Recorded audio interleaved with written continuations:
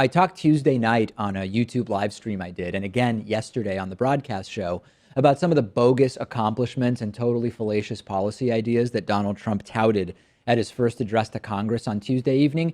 We're now better prepared to quantify the degree to which Trump lied, obscured, and distorted during that speech. Trump gave a 61-minute speech and told 51 lies in 61 minutes. The Center for American Progress tallied it up, and tweeted about it.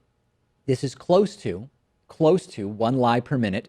When you average in applause time, and there were a number of very forced applause lines during this speech, it's probably equal to about one lie per minute.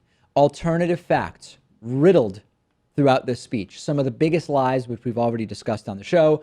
Trump distorted unemployment numbers. Trump said he inherited an economic disaster from Obama. Just read a report today, jobless claims at their lowest point in 44 years, close to what is considered full employment in economic terms, more than doubling the stock market, et cetera, et cetera.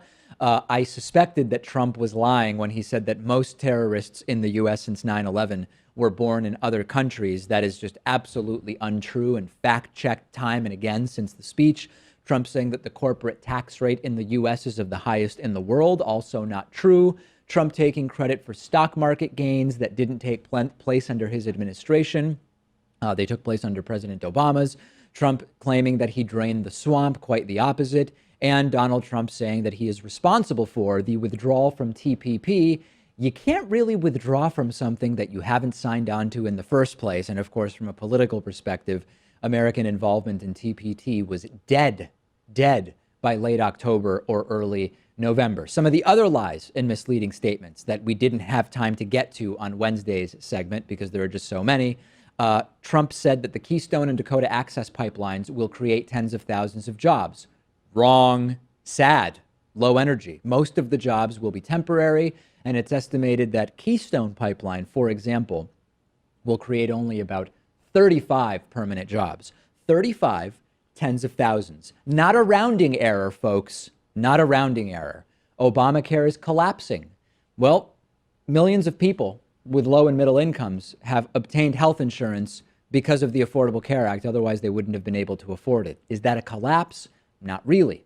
And you have to consider that a lot of the shakiness and uncertainty surrounding Obamacare has been because of the criticism and threats to repeal it from Republicans and people like Trump. And again, we still haven't been offered a real alternative. Claims about undocumented immigrants, that undocumented immigrants cost the country billions of dollars. The truth is, a number of reports have looked into this. Immigration in the long run doesn't actually cost the U.S. anything. You have the children and grandchildren of immigrants who actually add to the economy to the tune of $224 billion, which heavily outweighs the costs. Completely false and debunked notions about criminality, etc.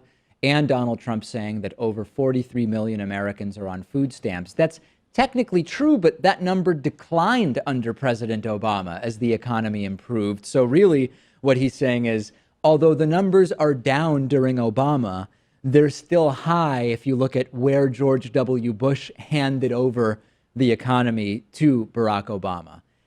It's bad, Pat. I mean, it is bad, and the Trumpists don't care. 51 lies in 61 minutes. They like the tone, though. PolitiFact looks into Trump's suspicious claims that he makes from time to time. Yeah. And 70% of the time, they find that his claims are just flat out false. Yes. And I think that has to do a lot with the fact that he's just not very knowledgeable on a lot of different topics. So and he's he'll just not as good of a liar also. He really isn't. He does obvious lies rather than politician lies, where you can just look it up and know he's not telling the truth. Well, this is perhaps worse, I think, because it's a prepared speech. He's reading off of a teleprompter.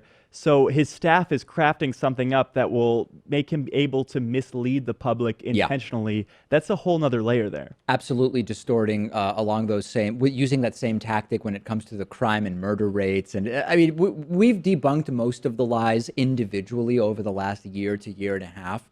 But when you cram 51 of them into 61 minutes, there's almost not enough time to fact check. And actually, we've talked about this before. It's not even that effective to fact check because the rational people know that he's lying and the committed Trumpists don't care.